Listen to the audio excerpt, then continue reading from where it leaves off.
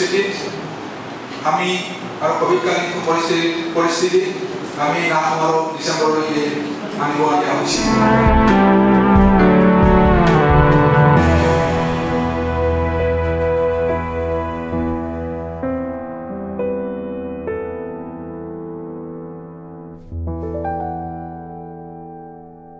আমি আজি এই অৱস্থা নাপালোহে।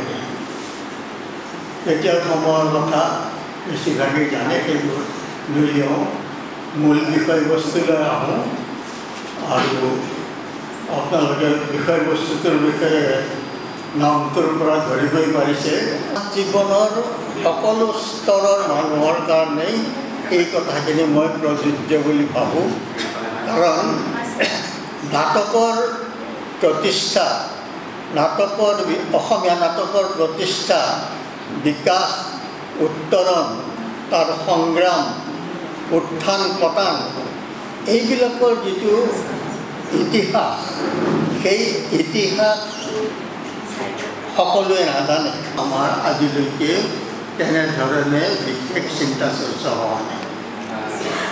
চৌখিনৰ নাট্য চৰ্চা আজি আৰু কাহিলৈ নাটকৰ কথা ক'ব পাৰোঁনে সন্দেহ হয়, কিন্তু বিজ্ঞানৰ এটা শাখা আছে, ফিউচাৰলজি। সেইটো কিন্তু এষ্ট্ৰলজি নহয়, গ্ৰহ নক্ষত্ৰৰ কথা নহয়। অসমীয়াত তাক আমি ভৱিষ্য বিজ্ঞান বুলি কওঁ। এই দিশত আন্তৰ্জাতিক পৰ্যায়ত বহুতো গৱেষণা হৈছে আৰু অসমতো কেইগৰাকী মানে এই কামটো কৰিছে। গতিকে এই যে ভৱিষ্য বিজ্ঞানৰ যিটো তৎপৰতা, তাৰ যিটো কাঠামো বা তাৰ যিটো ষ্ট্ৰাকচাৰ, আন্তঃগাঁথনি, সেই আন্তঃগাঁথনিৰে আমি ভৱিষ্যতৰ বহু কথাকে সূক্ষ্মভাৱে আৰু সঠিকভাৱে বৰ্ণনা কৰিব পাৰোঁ বা অনুমান কৰিব পাৰোঁ। প্ৰথম আজিৰ কথা কৈ আছোঁ, এতিয়াৰ কথা। প্ৰত্যেকটো প্ৰজন্মকে নাটকৰ বাবে বিশিষ্ট দিগদৰ্শনৰ প্ৰয়োজন। এই যে দিগদৰ্শন, যাক ইংৰাজীত গাইডেন্স বুলি কোৱা হয়, সেই গাইডেন্স কিন্তু সকলোৱে পোৱা নাই। আপুনি আগৰ যুগৰ কথাই কওক, যাত্ৰাপালাৰ কথাই কওক, ক'তো দিগদৰ্শন নাছিল। তেওঁলোকে নিজে নিজে এইবিলাক কৰিব লগা হৈছিল। আৰু পিছৰ পিনে যেতিয়া অসমীয়া একাংকিকা নাটৰ আৰম্ভণি হ'ল, সেই অৱস্থাটো যেতিয়া বিশেষকৈ আমাৰ প্ৰজন্মই এই দিশত কাম কৰিবলৈ আৰম্ভ কৰিলে, তেতিয়াও আমি দেখিলোঁ আমাক দিগদৰ্শন কৰা মানুহ নাই। তাৰ দুটা ফল, এই দিগদৰ্শন নাই যেতিয়া আমি নকৰোঁ, আৰু আমাৰ কৰিবলগীয়া বেলেগ কাম বহুত আছে। আৰু দ্বিতীয়টো হৈছে নহয়, অসমীয়া নাটকক যদি এটা গঢ় দিব লগা হয়, তাক যদি এটা অসমীয়াত্ব দিব লগা হয়, তাৰ এটা নিজৰ চিনাকি দিবলগীয়া হয়, তেতিয়াহ'লে আমি কেৱল পূৰ্বসূৰীসকলৰ পথেৰে গৈ থাকিলে নহ'ব, নতুনতাৰ উন্মেষ কৰিব লাগিব। কিন্তু আমি যেতিয়া সেই 50 বা 60 দশকত এই কামবিলাক কৰোঁ, তেতিয়া আমি তেনে দিগদৰ্শন পোৱা নাছিলোঁ। কিন্তু আজিকালি পিছত যেতিয়া প্ৰশিক্ষণ আৰম্ভ হ'ল, আজিকালিৰ প্ৰজন্মৰ, আজিকালি নাট্যকৰ্মীসকলে সেই দিগদৰ্শন ইচ্ছা কৰিলেই ল'ব পৰা হৈছে। গতিকে পৰিস্থিতি আগতকৈ বহুত উন্নত হৈ গৈছে।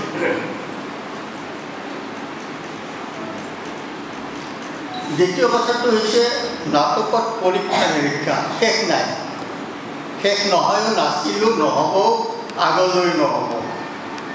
সকলো ধৰণৰ পৰীক্ষা নিৰীক্ষা, বিষয়বস্তু লৈ, সংলাপ লৈ, উপস্থাপন লৈ, শৈলী লৈ, ষ্টাইল যিটো লৈ, মঞ্চ নিৰপেক্ষ, মঞ্চ সাপেক্ষ, মঞ্চ নোহোৱা নাটক, তাৰপিছত লোকনাট্যৰ সমল, এই ধৰণৰ কত হাজাৰটা পৰীক্ষা নিৰীক্ষা হৈছে। কিন্তু এই আটাইবিলাক পৰীক্ষা নিৰীক্ষাই ভালনে, আমাৰ সুফল দিছেনে, ক'ৰবাত আলোচনা কৰিছোঁনে আমি? নাই, অন্ততঃ মোৰ চকুত পৰা নাই। এই ক্ষেত্ৰত মই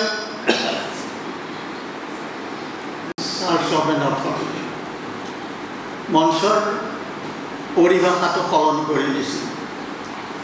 বিখ্যাত নাটক 1931 চনত সেইখন মঞ্চস্থ হৈছিল, 21 চনত প্ৰথম মঞ্চস্থ হৈছিল। কিন্তু মঞ্চস্থ হোৱা 10 বছৰ পিছতেই প্ৰায় 30-35 ভিতৰতেই সেই ধাৰাটো পৰিত্যক্ত হৈ গৈছিল। আচৰিত কথা, কিন্তু নোবেল পুৰস্কাৰ পোৱা হয় সাহিত্যিক, খুব প্ৰতিভাৱান। কি কাৰণত সমসাময়িক বা পৰৱৰ্তী নাট্যকৰ্মীসকলে তেওঁৰ নাটকক অগ্ৰাহ্য কৰিছিল? এটাই কাৰণ, তেওঁ শিল্পী সাহিত্যিক হৈ স্বেচ্ছাচাৰী শাসকক পৃষ্ঠপোষকতা কৰিছিল। বেছিভাগতেই অনুকৰণ আছিল, আৰু অনুকৰণৰ পৰা ফালৰি কাটি আহি 2-এখন যি নাটক হৈছে, সেইকেইখনৰো গণ্ডি যিটো পৰিসীমা, সেই পৰিসীমাটো পাৰম্পৰিক আছিল। এটা দুখৰ কথা নহয়, এটা সময়ৰ কথা। এই যে সম্পৰীক্ষাৰ নামত আমি কিছুমান কাম কৰোঁ, সেই কামবিলাক কিন্তু সময়ে বিচাৰ কৰে। ভালেমান সম্পৰীক্ষা কৰি মানুহে তাৎক্ষণিকভাৱে চমকপ্ৰদভাৱে জনপ্ৰিয়তা লাভ কৰিছে, কিন্তু এনে কম সময়ৰ ভিতৰত সেই ধাৰাবিলাক নোহোৱা হৈ গৈছে। হ'বই, সংগীততো হৈছে এনেকুৱা, নাটক বুলি নহয়, চিনেমাতো হৈছে। সাহিত্য সংস্কৃতিৰ সকলো ক্ষেত্ৰতে এইটো এটা শাশ্বত সত্য যে অসমীয়া নাটকৰ সম্পৰীক্ষাৰ ক্ষেত্ৰত আৰু দুটামান কথা কওঁ যে নাটক হৈছে এক জীৱন্ত ব্যক্তিত্বৰ পৰা আন এক জীৱন্ত ব্যক্তিত্বলৈ সঞ্চাৰিত হোৱা পোনপটীয়া এটা কলা। মাজত একো নাই, একো নাই মাজত। মঞ্চত শিল্পীসকল, তাৰ সন্মুখত দৰ্শকবৃন্দ, 1-to-1, হৃদয়ৰ পৰা হৃদয়লৈ আপুনি চাই আছে, চব হেৰি আছে। গতিকে এই যে ট্ৰেন্সমিশ্যন বা এই যে পোনপটীয়া যোগাযোগ, এইটো এটা কিন্তু নাটকৰ আটাইতকৈ ডাঙৰ গুণ আৰু ডাঙৰ পৰিচালিকা শক্তি, ডাঙৰ সঞ্জীৱনী। আমাক জীৱন্ত চৰিত্ৰ দিয়া নাই, ছায়াচিত্ৰ দিছিল। ভাবিছা আমাৰ মানুহে হ'লে চিধাই প্ৰজেকশ্যন কৰি দেখুৱাই দিলে হয়, সেইটো কৰা নাই। 71 চনৰ কথা। আমি হিন্দী চিনেমা বহুত ভাল বেয়া কৰি থাকোঁ নহয়, ভালবিলাকো লক্ষ্য কৰিব লাগে। সেই গানটো কিন্তু খুব, গানটোত যিটো চাইক্ল'ৰামাৰ ইউজ, সেই চাইক্ল'ৰামাৰ ইউজৰ আগতেও আমাৰ কোনোবা কোনোবাই কৰিছিল, নকৰা নহয়, কিন্তু পিছত আমাৰ নাটকত বাঢ়িবলৈ ধৰিলে। এই বাঢ়ি যোৱাৰ প্ৰৱণতাটো কিন্তু আমাৰ খুব সোনকালে লওঁতে কি হ'ল, আমাৰ কিছুমান ক্ষেত্ৰত হ'ল কি, নাটকৰ একোটা দৃশ্য চলি থাকোঁতে প্ৰজেকশ্যন আৰম্ভ হৈছে। এইটো কিন্তু মনস্তাত্ত্বিকভাৱে দৰ্শকক প্ৰভাৱ পেলায়, বিচ্যুতি ঘটে, মনঃসংযোগৰ বিচ্যুতি ঘটে। গতিকে নাটকৰ যিটো মই আগতে যিটো অন্তৰৰ পৰা অন্তৰলৈ সংযোগৰ কথা কৈছিলোঁ, সেই সংযোগৰ মাত্ৰা তাত বহু পৰিমাণে কমি যায়। তাৰ লগতে ভাল কথা কিছুমানো আহিব। গতিকে আমি ভাবোঁ যে এই সমস্যাবিলাক লৈ যদি বিশেষভাৱে আলোচনা হয় নাট্যকৰ্মীসকলৰ মাজত, তেতিয়াহ'লে কি হয়, পথ হয়তো ওলাব। আৰু বেছি নকওঁ, নাটক সম্পৰ্কীয় এটা কবিতাৰ পংক্তি এটাৰে মই সামৰণি মাৰিছোঁ। নাটক সাগৰ মহা মনোৰম গহীন গম্ভীৰ, নাটক সাগৰ মহা মনোৰম গহীন গম্ভীৰ, পিছে প্ৰতিশ্ৰুতি আছে বহু কৰিব পূৰণ। হে মঞ্চ বিদায় ক'ব লগাৰ আগতে, পাৰাখিনি কৰি যাব পাৰাৰ তাগিদা, তাৰ বাবে পাৰ হ'ব আছে শত সহস্ৰ যোজন, পাৰ হ'ব আছে শত সহস্ৰ যোজন। নমস্কাৰ।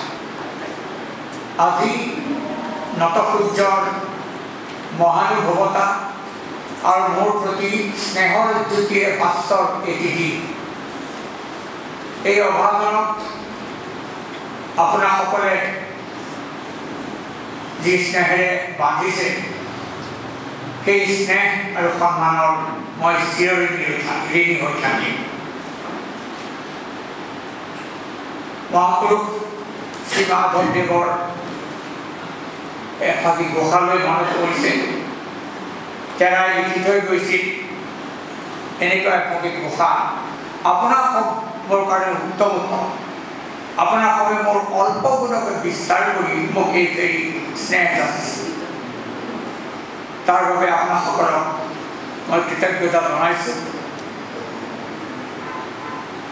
ইতিমধ্যে নত সূৰ্যদেৱৰ পুণ্যস্মৃতিত আমি শ্ৰদ্ধা তৰ্পণ কৰিলোঁ।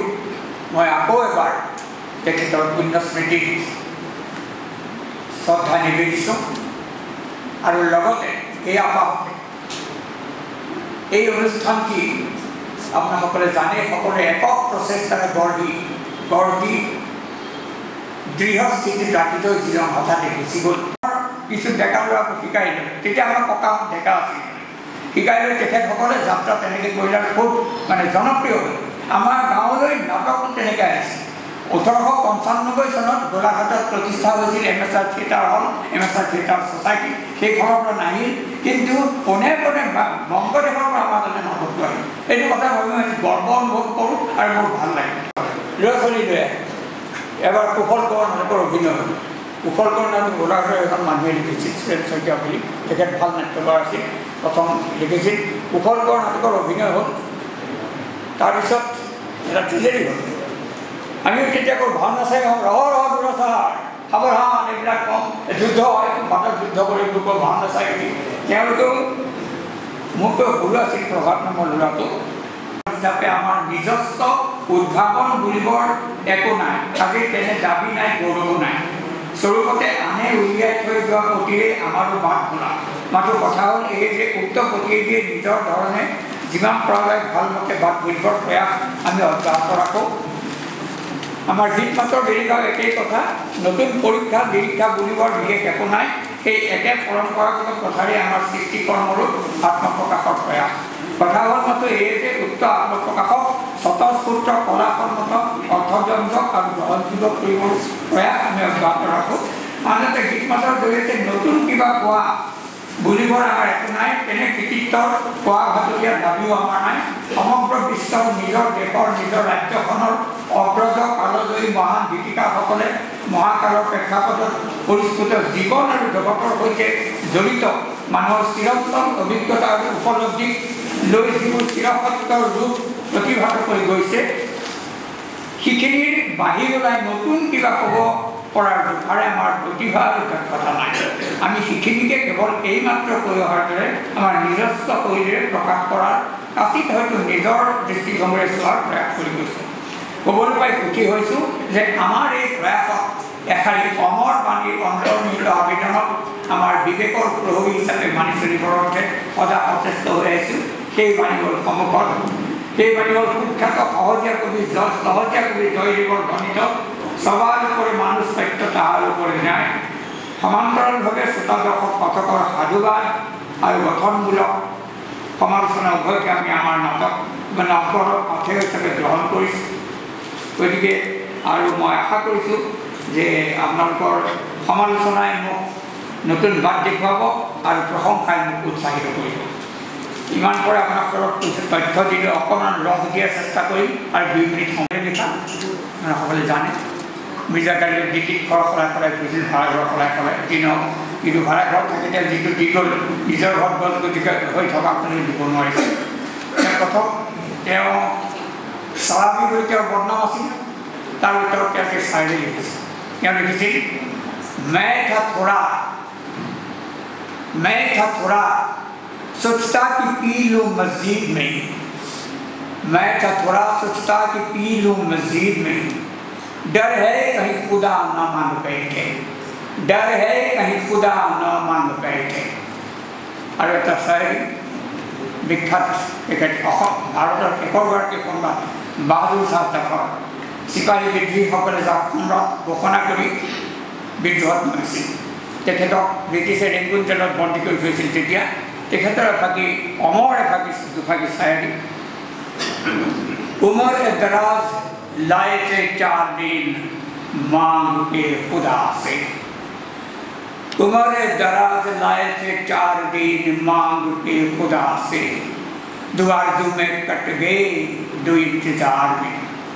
2 आरज़ू में कट गए 2 इंतजार में। निजर एफाकी कविता पढ़ो शायरी आर्हित लिखा भोट मोट खलाई आहिছে বহুৱাটো मोट खलाई आहिছে বহুৱাটো পীড়াখনতে বহুৱা সিংহাসন পালেতো হ'বগৈ গুৰু গোসাঁই কাকো চিনি নোপোৱা প্ৰভক্ত কালৈ চিলাই চা জিৰণিৰ হ'লেও চলা এতিয়া দেখোন হ'লে উভতি যাবৰ বেলা প্ৰেম বুজাবৰ কাম নিজৰ ভুলৰ ভুলেৰে বাৰে বাৰে নিজৰ কলিজাকে কুচি কাটি মানুহে পায় কিনো ভাল ভাবোতেই দেখোন আঙুলি হ'ল বুকুৰ বাকী ভাল প্ৰেমক প্ৰত্যেকখন আটায়ে সুধিছে বুকুৰ হুলডাল ক'ত পালা আটায়ে সুধিছে বুকুৰ হুলডাল ক'ত পালা কোন সতে কওঁ তুমিয়ে যে হেলাৰমে উপহাৰ দিলা হাজার বছর ধরে আমি পথে হাঁটিতেছি পৃথিবীর পথে সিংহল সমুদ্র থেকে নিশীথের অন্ধকারে মালয় সাগরে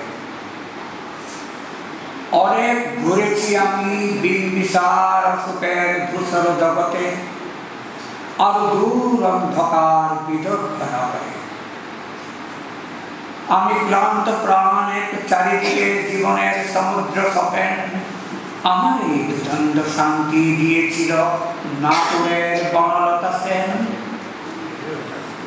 চুলতার কবিকার অন্ধকার বিদিশার নিশা মুক্তার শ্রাবস্তির কারুকার্য আতি দূর সমুদ্রের উপর হাল ভেঙে যে নাবিকে হারাইছে দিশা সবুজ ঘাসের দেশ যখন সে চোখে দেখে দারুচিনি দ্বীপের ভেতর তেমনি দেখেছি তারে অন্ধকার বলেছে সে এতদিন কোথায় ছিলেন পাখির নীলের মতো চোখ তুলে না করে বনলতা সেন সমস্ত দিনের শেষে শিশিরের শব্দের মতন সন্ধ্যা আছে ডানার রৌদ্রের গন্ধ মুছে ফেলেছি পৃথিবীর সব রং নিভে গেলে পাণ্ডুলিপি করে আয়োজন তখন গন্ধের তরে জোনাকির রঙে ঝিলমি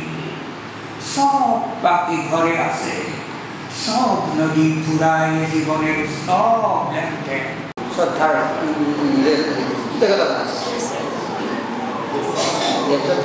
আমি কিতাপখন কথা উন্মোচন কৰাৰ দিন পাইছে এখন বিশেষ আয়োজন কৰিলে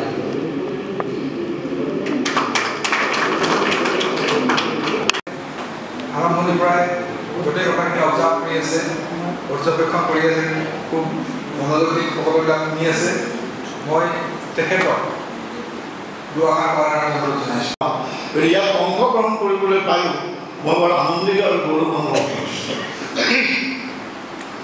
এটা কথা কওঁ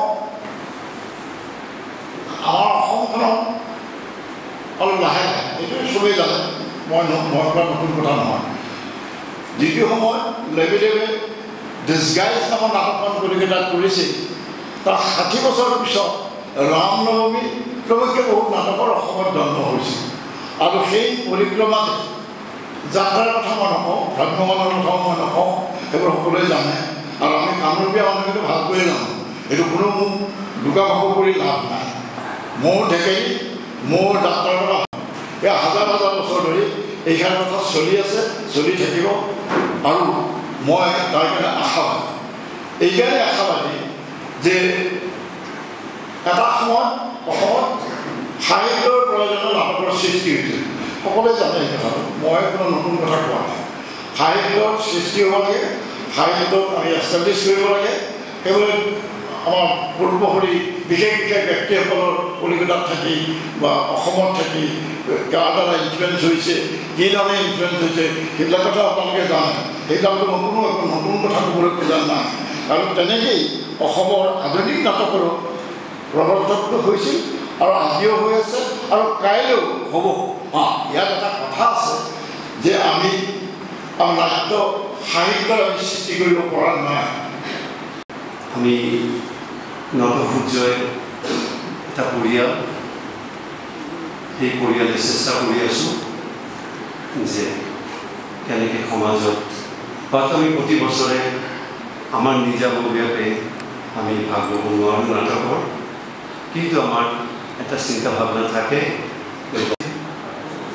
সকলোকে আজিৰ এই অনুষ্ঠানত আহি তেখেতসকলৰ বক্তব্য ৰখাৰ কাৰণে আৰু আমাক উৎসাহিত কৰাৰ কাৰণে নটসূৰ্যৰ তৰফৰ পৰা কৃতজ্ঞতা জ্ঞাপন কৰিছোঁ। অন্য এক অতি এই গ্ৰন্থখিনি মণিকূট সংস্কৰণ হিচাপে প্ৰকাশ কৰাৰ কাৰণে মণিকূট প্ৰকাশনৰ স্বত্বাধিকাৰী মৃণাল মিশ্ৰৰো মই শলাগ কৰিছোঁ। আজিৰ এই অনুষ্ঠানত অসমৰ বিভিন্ন ক্ষেত্ৰৰ গুণীজ্ঞানী ব্যক্তিসকল উপস্থিত আছে আৰু তেখেতসকলৰ উপস্থিতিয়ে এই অনুষ্ঠানৰ কষ্ট বৃদ্ধি নহয়।